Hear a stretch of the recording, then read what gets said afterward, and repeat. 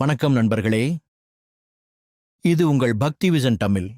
நம்ம ஊர்ல ஒரு பழமொழி சொல்லுவாங்க, கடவுள் பாதி மிருகம் பாதின்னு.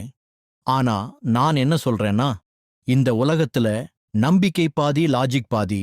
சில பேர் எதையுமே அறிவியல் பூர்வமா பார்த்தாதான் நம்புவாங்க.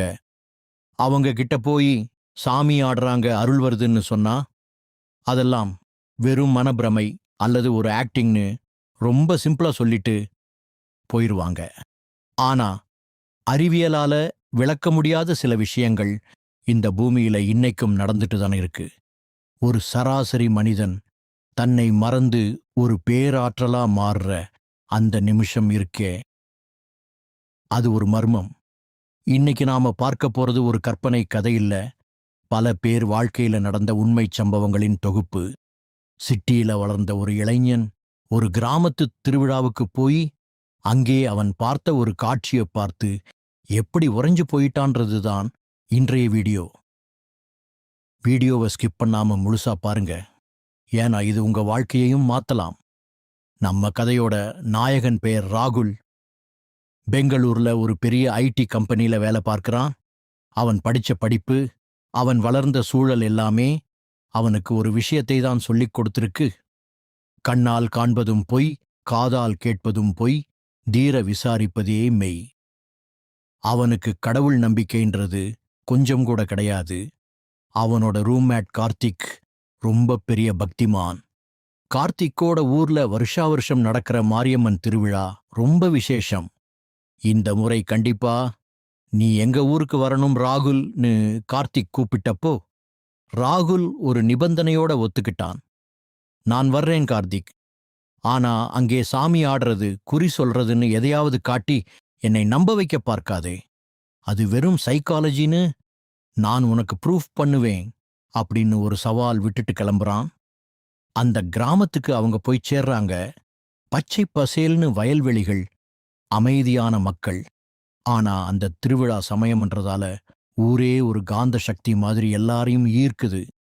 ராகுலுக்கு இது எல்லாம் ஏதோ ஒரு சினிமா செட்டிங் மாதிரி தான் தெரிஞ்சது. திருவிழாவோட முதல் நாள் இரவு. ஊரே தூங்கல. அம்மன் சிலைக்கு அபிஷேகம் நடக்குது. மஞ்சள் சந்தனம் பால்னு வரிசையா அபிஷேகம் பண்ணும்போது அந்த இடத்துல ஒரு தெய்வீக மனம் பரவுது. ராகுல் தன் கேமராவோட அங்க நிக்கிறான். இதெல்லாம் ஒரு நல்ல டாக்குமெண்ட்ரி எடுக்க யூஸ் ஆகும்னு நினைச்சுக்கிட்டு ஒவ்வொரு ஷாட்டா எடுக்கிறான்.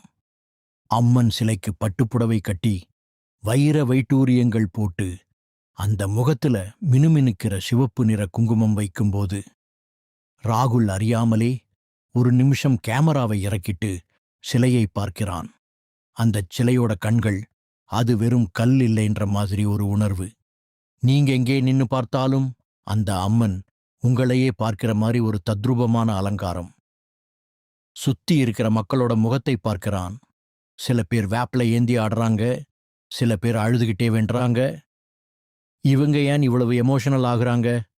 ஒருவேளை இது மாஸ் ஹிஸ்டீரியாவா இருக்குமோ அப்படின்னு தன் அறிவியலை அங்கே புகுத்த பார்க்கிறான் ராகுல். ஆனா அந்த இரவு அவனுக்கு ஒரு பெரிய பாடத்தை காத்துக்கிட்டு இருந்தது. இரவு 12 மணி. மேளச்சத்தம் ஊரே அதிரும் அளவுக்கு உயருது. தீப்பந்தங்கள் ஏந்தி இளைஞர்கள் ஒரு பக்கம் ஆட, இன்னொரு பக்கம் பூசாரிகள் தீவட்டி ஏந்தி வர்றாங்க. திடீர்னு கூட்டத்துல ஒரு அமைதி. அங்கிருந்த ஒரு பெண், ரொம்ப சாதாரணமான ஒரு குடும்பப் பெண், சடார்னு கத்த ஆரம்பிக்கிறாங்க. அவங்க உடல் ஒரு மின்சாரம் பாய்ந்த மாதிரி துடிக்குது. தலைமுடி அவிழ்ந்து விழுது.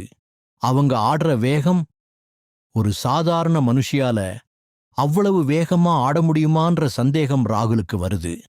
அவன் தன் கேமராவை ஜூம் பண்ணி அவங்க முகத்தை பார்க்கிறான். அவங்க கண்கள் சிவந்து போயிருக்கு. அதுல ஒரு அதிகாரம் இருக்கு, ஒரு கம்பீரம் இருக்கு. ராகுல் தன் நண்பன் கார்த்திக் கிட்ட சொல்றான், கார்த்திக், இதெல்லாம் அவங்க மனசுக்குள்ள இருக்கிற ஒரு பிரஷர் ரிலீஸ் ஆகிறது தான். அவங்க தன்னை அம்மன்னு நினைச்சுக்கிறாங்க. ராகுல் பேசி முடிக்கல.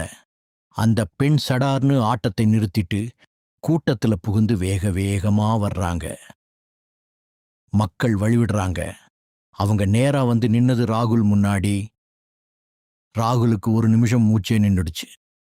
அந்த பொண் ராகுலோட கண்ணை நேரா பார்த்து சொன்னாங்க, என்னடா, நான் வெறும் நடிப்புன்னு நினைக்கிறியா? உன் அறிவியலை வச்சு என்னை அளக்க பார்க்கிறியா?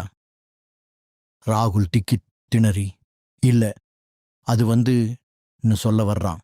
ஆனா அவங்க விடல.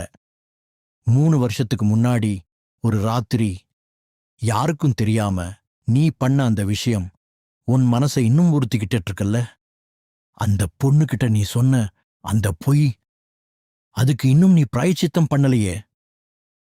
ராகுல் கையில இருந்த கேமரா நழுவி கீழே விழுது. அவன் முகம் வெளுத்துப் போகுது. அந்த ரகசியம் அவனுக்கும் அவனோட அந்த தோழிக்கும் மட்டும்தான் தெரியும். அவ கூட இப்ப கான்டாக்ட்ல இல்ல. அப்புறம் எப்படி இந்த கிராமத்துல இருக்கிற ஒரு பெண்ணுக்கு இது தெரிஞ்சது? ராகுல் அப்படியே தரையில உட்கார்ந்துட்டான். அவனால நம்பவே முடியல. அவனோட லாஜிக், அவனோட சயின்ஸ் எல்லாமே அந்த ஒரு நிமிஷத்துல காணாம போயிடுச்சு. அந்த பெண் அவன் தலையில கை வச்சு, தவறு பண்றது மனுஷ இயல்புடா, ஆனா அதை மறைக்கிறது தான் பாவம். போய் வேண்டியதைச் செய், உன் மனசு நிம்மதியாகும் நின்னு சொல்லிட்டு அமைதியா அந்த இடத்துல மயங்கி விழுந்தாங்க. கொஞ்ச நேரத்துல அந்த பெண் எழுந்து பார்க்கும்போது அவங்களுக்கு எதுவுமே ஞாபகம் இல்ல. அவங்க ஒரு சாதாரண பெண்ணா மாறிட்டாங்க. ஆனா ராகுல் மாறிட்டான். அவன் அன்னைக்கு ராத்திரி முழுக்க அம்மன் சன்னதியிலேயே அமர்ந்திருந்தான். மறுநாள் காலையில அவன் கார்த்திக் கிட்ட சொன்னான், கார்த்திக், நான் ஜெயிச்சதா நினைச்சேன். ஆனா நான் தோத்துட்டேன்.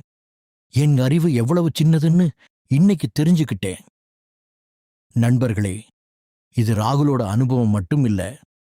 நம்ம ஊர்கள்ல நடக்கிற ஒவ்வொரு திருவிழாவுக்கு பின்னாலையும் இப்படி ஒரு சக்தி இருக்கு. அந்த சக்திக்கு நாம வைக்கிற பெயர்தான் அம்மன், கடவுள், இயற்கை. உங்க ஊர் திருவிழாக்கள்ல நீங்க பார்த்த அதிசயம் என்ன? யாராவது இப்படி அருள் உங்ககிட்ட பேசியிருக்காங்களா? அல்லது உங்க வாழ்க்கையே மாத்துன ஒரு ஆன்மீக தருணம் இருக்கா? அதை மறக்காம கீழே கமெண்ட் பண்ணுங்க.